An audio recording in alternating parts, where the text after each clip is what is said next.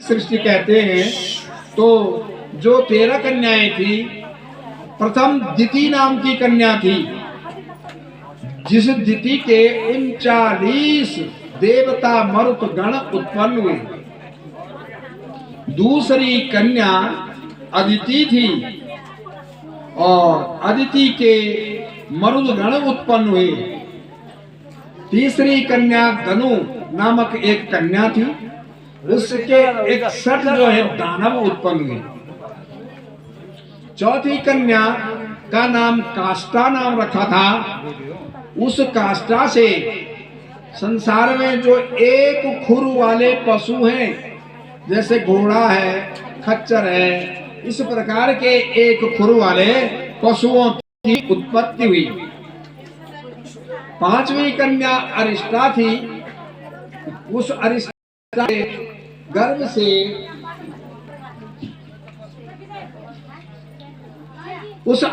से गंधर्व नामक जो गंधर्व हैं, उनकी उत्पत्ति उससे हुई। सुरसा नामक पत्नी थी और उस सुरसा से राक्षसों जाति के समस्त राक्षस उत्पन्न हुए। इला नामक भार्या थी, जो तरु हैं, लताएं हैं, ये उससे उत्पन्न हुई। मुनि नामक भार्या से अप्सराएं उत्पन्न हुई। क्रोधवसा नामक एक भार्या थी, उससे सर्प और बिच्छू, ये जो विष वाले जंतु हैं, उनकी उत्पत्ति हुई। ताम्रा नामक भार्या से गृध्र पक्षी की उत्पत्ति हुई और सुरभि से 2 खुर वाले जैसे गाय, भैंस, इस प्रकार के पशुओं की उत्पत्ति हुई। सरसा से 5 नख वाले जैसे बिल्ली है, इस प्रकार के 5 नाखून वाले पशु की उत्पत्ति हुई। और 13वीं भार्या जो है तिमी नामक थी, उससे जल जंतुओं की उत्पत्ति हुई। तो 13 कन्याएं इस प्रकार से कश्यप को दे दी। 27 कन्याएं चंद्रमा को दे दी। रोहिणी, जो उनमें आज जो 27 नक्षत्र होते हैं अश्विनी से और रेवती तक, ये 27 कन्याएं चंद्रमा को प्रदान कर दी। 2 कन्याएं भूतनाथ ऋषि को दे दी। 2 कन्याएं अंगिराजी को दे दी। 2 कन्याएं कृशाश्व को दे दी और 4 बची हुई कन्याएं पृत्राक्ष को दे दी, जिनसे विनिता से जो है गरुड़ और अरुण, इनकी उत्पत्ति हुई। कद्रु से नाग की उत्पत्ति हुई। पतंगिनी से पक्षी और यामिनी से टिड्डियां। इस प्रकार एक काश्यपी सृष्टि है। कश्यप जी की सृष्टि इस प्रकार की हुई। तो ये कहा था कि सरगंच प्रतिसर्गंच वंशो वर्णांतराणि च वंशानुचरितं राजन् पुराणो 5 लक्षणः। ये पुराण के लक्षण हैं। आप चाहे शिव पुराण की कथा पढ़ें, आप देवी भागवत की कथा पढ़ें, और आप जो है श्रीमद् भागवत की कथा पढ़ें, अग्नि पुराण पढ़ें, मार्कंडेय पुराण पढ़ें, गरुड़ पुराण पढ़ें, समस्त पुराणों में सृष्टि की रचना है। ये पृथ्वी की रचना है। तो सर्गंच प्रतिसर्ग कहते हैं इसके संहार को, और इस सृष्टि के इसका विनाश, जब युग का समापन होता है तो इसके विनाश की कथा तब उन्होंने उसके बाद बताई।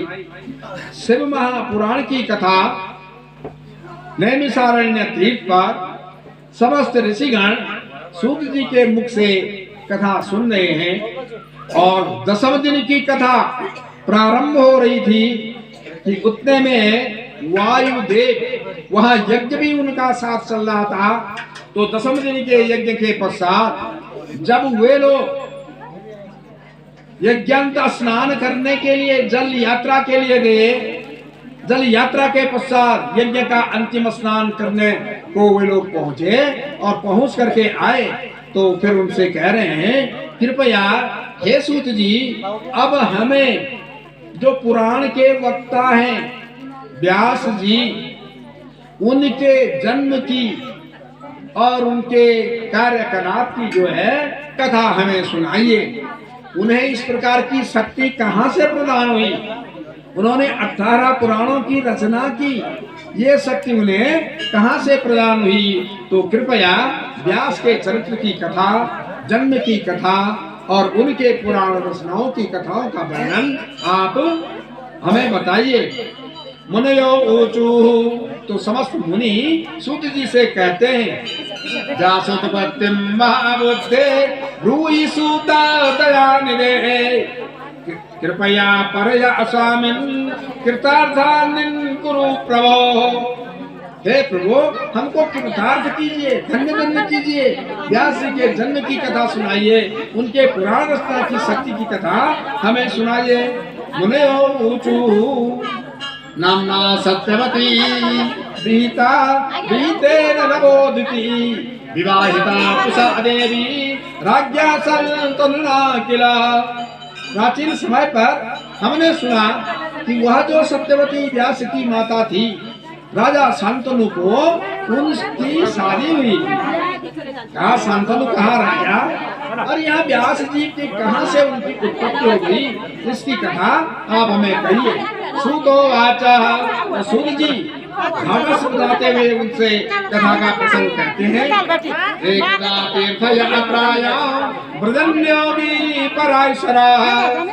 एक बार पराशर नामक एक महान योगी हुए, योगाचार्य जिनको कहते हैं, तो उन्होंने यदृच्छया रम्यम यमुनाया स्तटम शुभम, उन्होंने जाना चाहा अपने आश्रम से यमुनाया शुभम तटम, यमुना के सुंदर तट पर घूमना फिरना उनके मन में आया। और पराशर नामक मुनि अपने आश्रम से उठे और यमुना पार करने की उनकी इच्छा हुई। यमुना के पार जाऊं, वहाँ घूमूं फिरूं और क्या वहीं पर कुछ दिन अपने आश्रम लगा करके भगवान का चिंतन करूं। अब पराशर मुनि के मन में यमुना पार जाने की इच्छा तो हुई, परंतु यमुना को पार कैसे किया जाए, यमुना पार जाने का क्या साधन था? कृपया शांति बनाए रखें और जो जहाँ भी है अपने स्थान पर आपको आवाज सुनाई दे रही होगी, शांति पूर्वक बैठे और कथा का स्मरण करें, कथा को सुने। कहते हैं कि कथा में जो विघ्न करता है सो भी चांडाल उच्चते, उसको चांडाल की योनि मिलती है। कथा में व्यवधान करना, एक आदमी बगल पर बैठा है तल्लीन होकर कथा सुन रहा है, अब दूसरा कुचुर कुचुर करने लग गया तो उसकी जो कथा श्रवण की शक्ति भंग हो जाती है, मन दूर हो जाता है। भगवान के चरणों में लगा हुआ जो मन है, अभी कहा था मैंने कि भाई नवधा भक्ति है, श्रवणम कीर्तनम विष्णु प्रार्थनम पाद सेवनम, भगवान की 9 भक्तियां हैं। सबसे प्रथम भक्ति है श्रवण करना, भगवान की कथा का श्रवण करना, और इससे आप सावधान पूर्वक जो है कथा को सुने और दूसरे आदमी को व्यवधान न करें।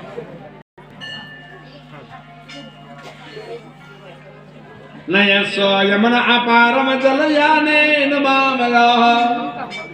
तो पराशर मुनि पहुंच गए यमुना के तट पर।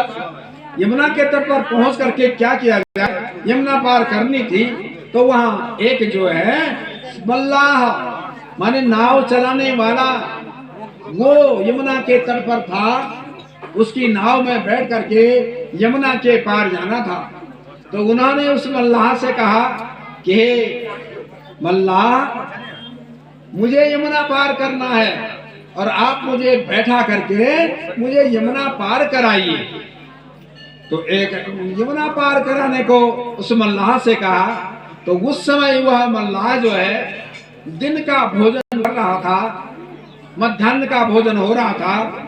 उसने कहा, हे प्रभु, कुछ किंचित समय के लिए रुकिए और मैं अभी भोजन में हूँ और भोजन के पश्चात आपको यमुना पार कराऊंगा।